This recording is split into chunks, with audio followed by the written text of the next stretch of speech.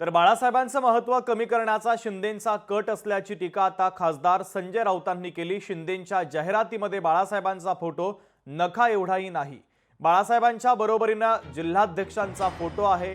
ही कोणती नवी पद्धत? आनंद दिघे नेते उपनेतेही नव्हते, जिल्हाध्यक्ष होते असं राऊतांनी म्हटलेलं आहे। तुम्ही ज्या मेंढ्यांच्या जाहिरातीचं कॅम्पेन करताय, म्हणजे त्यांचे नेते नरेंद्र मोदी आहेत, बाळासाहेब ठाकरे नाहीत ना।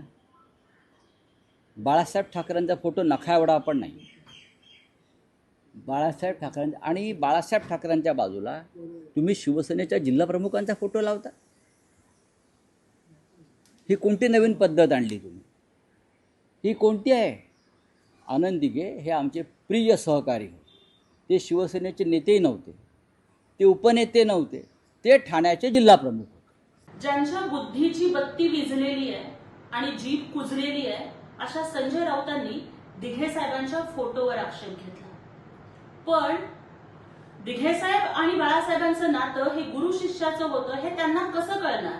पण संजय राऊत, रावणाच्या शेजारी जशी शूर्पणखा होती ना, तसेच तुम्ही उबाठाच्या शेजारी शोभून दिसता।